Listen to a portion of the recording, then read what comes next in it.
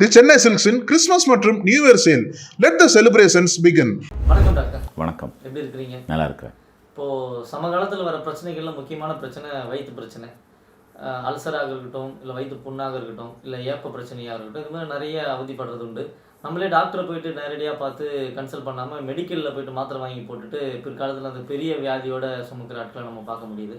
இப்போது இந்த வகையில் தொடர் ஏப்பம் வருது. அது சாதாரண ஒன்று தானுங்களா, இல்லை ஏதோ பிரச்சனையை தருங்களா? இல்லை, அது ஃபிசியலாஜிக்கலாகவும் நம்ம அக்செப்ட் பண்ண முடியும். பொதுவாக அது என்னென்னு பார்த்தீங்கன்னா, நம்ம சாப்பிடும்போது இந்த வாயை திறந்து மென்று சாப்பிட்ற பழக்கம் இருக்கவங்களுக்கு அதனோட சேர்ந்து காற்றையும் உள்ளே ஸ்வாலோ பண்ணுறது தான் மெயினான காரணம். அந்த ஏப்பம் வர்றதுக்கு உள்ளே போகிற காற்று அப்படியே வாய் வெளியில் வருதுங்கிறது தான் அந்த ஏப்பத்துக்கான விஞ்ஞான விளக்கம். இதில் ரொம்ப லேட்டாக சாப்பிட்றவங்க, ரொம்ப ஆசிட் ஃபுட் சாப்பிட்றவங்க, ரொம்ப ஆயில் ஃபுட்டு சாப்பிட்றவங்களுக்கு இது ரொம்ப அதிகமாக இருக்கும். ரொம்ப வேகமாக சாப்பிட்றவங்களுக்கும் இந்த பிரச்சனை வர்றதுக்கான வாய்ப்பு இருக்குது. இது ஒரு ஃபிசியலாஜிக்கலாக ஒரு 2-3 தடவை போகிறது ஒன்றுமே இல்லை. நீங்கள் சொன்ன மாதிரி ரொம்ப கஷ்டப்படுத்தி அவங்கள பேச விடாமல் பப்ளிக்கில் இல்லாமல் எப்போ பார்த்தாலும் வர்றதா இருந்ததுன்னா அவங்க மருத்துவரை பார்த்து சரியான மருந்து எடுத்துக்கிறது நல்லது. சரி, நல்ல நடைப்பயிற்சியே இதை போக்கக்கூடிய ஒரு பெரிய வரம் பெற்றது தான். தண்ணீர் அதிகமாக குடிக்கிறது இதுக்கு ஒரு நல்ல உதவி செய்யும். பொதுவாக வாயை மூடி உணவு உண்பது நல்ல பழக்கமாக இருக்க முடியும். இப்போது வயிற்று புண்ணு, அல்சர் இது ரெண்டும் ஒன்று தானே? இதில் ஏதாவது வித்தியாசங்கள் இருக்குங்களா? புண்ணத்தான் நம்ம அல்சர்னு சொல்லுவோம். இப்போது மைல்டாக இருக்கிறத பொதுவாக ஒரு சின்ன அளவில் இப்போ உணவு குழாயுடைய எல்லா பகுதிகளும் 4 லேயர், 4 சுவர்கள். ஒரு சுவர்னு சொன்னால் இப்போ நம்முடைய உணவு குழாயின்னு எடுத்தாலும் இறைப்பையிலேருந்து போகிற மற்ற கீழே ஈசோஃபேகஸின்லேருந்தே ஒரு குழாயில் 4 லேயர் இருக்கும். 4 சுவர்கள்லேயே 4 பகுதியாக பிரிக்கலாம். Inner layer, outer layer, muscle, அப்புறம் அது பேர் உணவை உறிஞ்சக்கூடிய லேயர்னு 4 லேயராக இருக்கும். இதில் ஏதாவது ஒரு லேயர் மட்டும் புண்ணாச்சுன்னா அதை கேஸ்ட்ரைட்டிஸ் அல்லது ஈசோஃபேகைட்டிஸ் அல்லது இது என்ன சொல்கிறது, கிளாசிட்டிஸ், நாக்கு புண்ணாக இருந்தால், ஜிஞ்சிவைட்டிஸ், பல் ஈறு புண்ணாக இருந்தால், அந்த மாதிரி அந்த இட்டிஸ்னு போட்டு சொல்லுவோம். அது அந்த இடம் லேசாக புண்ணாக இருக்குன்னு அர்த்தம். அதுவே ஒரு 3 லேயர் புண்ணாகிற மாதிரி அந்த லேயரில் 3 லேயர் கொஞ்சம் டீப்பானால் அது அல்சர்னு சொல்லுவோம். ஸோ அல்சருங்கிறது கொஞ்சம் ஆசிட் செக்ரிஷனால் வரக்கூடியதான். அது கேஸ்ட்ரிக் அல்சரா, ஈசோஃபேகைட்டிக் அல்சரா, அதுங்க எங்கே வருதோ அதை பொறுத்து அதை சொல்லுவோம். ஓரல் அல்சரான்ட்டு அது கொஞ்சம் டீப்பானதுன்னு அர்த்தம். அதனால் அல்சருங்கும் போதே அது ரொம்ப நம்ம கொஞ்சம் கவனம் இல்லாமல் அந்த புண்ணை ஆழமாக ஆக்கி விட்டுருக்கோம்னு அர்த்தம். இப்போது சாப்பிட்ட உடனே சிலருக்கு தூக்கம் வர மாதிரி ஒரு உணர்வு வரும். இப்போ சாப்பிட்ட உடனே தூங்குறது நல்லது தானே? ஏன்னா பொதுவாக மதிய நேரத்தில் ஒரு 5 நிமிஷம் தூங்குறது நல்லதுன்னு சொல்லுவாங்க. ஆனால் இது சாப்பிட்டதுக்கப்புறம் தூங்குறது நல்லதா, இல்லை அந்த உணர்வு வர்றது அது எப்படி டாக்டர்? அது வர்றதுக்கு முக்கியமான காரணம் நம்முடைய உணவு இரத்த குழாய்கள் எல்லாமே மூளையிலிருந்து எல்லாமே இரைப்பையை சுற்றி இரைப்பையிலிருந்து உணவை உறிஞ்சிறதுக்காக இறங்கும்போது மூளைக்கு ஏற்படுற இரத்த குழாய்களுடைய அளவு குறையிறதுனால வர்ற உணர்வு தான் தூக்கங்கிறது. என்ன, சாப்பிட்ட உடனே படுக்கக்கூடாது. அதுவும் நம்ம பல்க் மீல்லாம் அந்த ஆயில் ஃபுட்டெல்லாம் எடுத்துகிட்டு சாப்பிட்ட உடனே படுத்தோம்னா கேஸ்ட்ரோ ஈசோஃபேகஸ் ரெஃப்ளெக்ஸ்னு ஸ்டாலிட் ஃபுட்டு வயிற்றில் 2 மணி நேரம் இருக்கும்.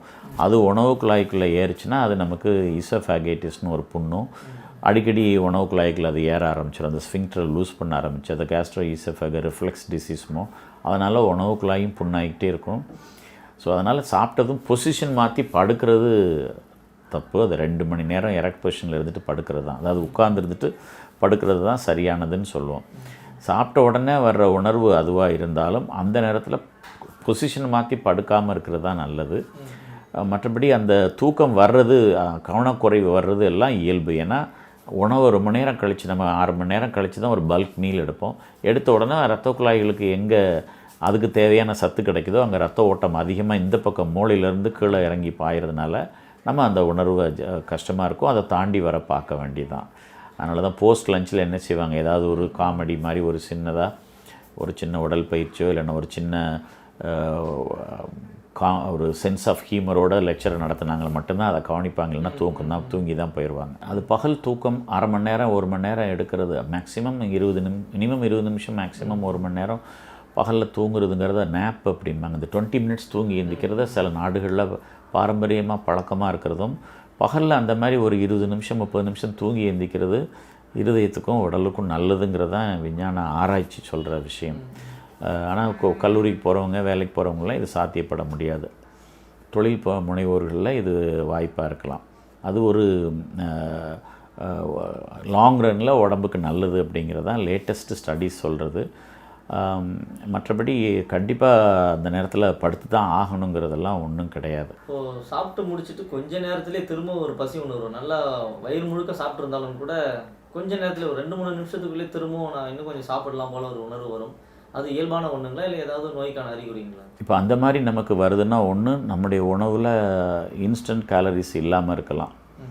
வெறும் அது என்ன சொல்கிறது, மட்டன் சிக்கன் பீஸ் மட்டும் சாப்பிட்டு போகிற மாதிரி இருந்தால் இன்ஸ்டண்ட்டாக உடலுக்கு எனர்ஜி கிடைக்காதனால அந்த மாதிரியான ஒரு சின்ன விஷயம் வரலாம்.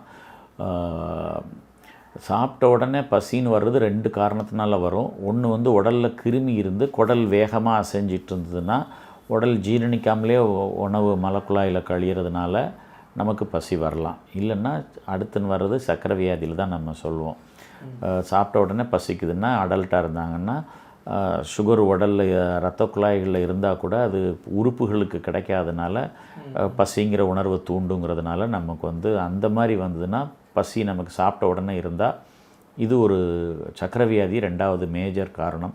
3வது வேர்ம்ஸும் சொல்லுவோம். கிருமின்னு நான் சொன்னதில் புழு வயிற்றில் இருந்தாலும் அதுவும் ரொம்ப அதிகமாக புழு அதிகமாக நம்பர்களில் அதிகமாக இருந்ததுன்னா அதுவும் பாதி உணவை அது சாப்பிட்றதுனால நம்ம உணவு நம்ம உறிஞ்சப்படுற சத்துக்கள் அது குடலிருந்து எடுத்துக்கிறதுனால நமக்கு தேவையானது கிடைக்காம நமக்கு அந்த பசிங்கிற உணர்வு வரலாம் அதிகமாக. ஸோ இந்த 3ல் ஏதாவது காரணம் இருக்கான்னு தெரிஞ்சுப்பாங்க. பொதுவாக போனால் டாக்டர்கிட்ட ஒரு கிருமி மருந்தை கொடுத்து பார்ப்பாங்க, டிவர்மிங் பில் கொடுத்து பார்ப்பாங்க. யங்ஸ்டராக இருந்து வெயிட் லாஸு மற்ற சக்கரை வியாதிக்குள்ள அறிகுறி இல்லை அப்படின்னா 40 வயசுக்கு மேலே நீங்கள் எதுக்கும் ஒரு சுகரை செக் பண்ணி பாருங்கன்னு சொல்கிறது தான் காமனான விஷயம். ஸோ சாப்பிட்ட உடனே பசிங்கிறது நார்மலாக ஃபிசியலாஜிக்கலாகவும் இருக்கலாம், பத்தாலஜிக்கலாகவும் இருக்கலாம்.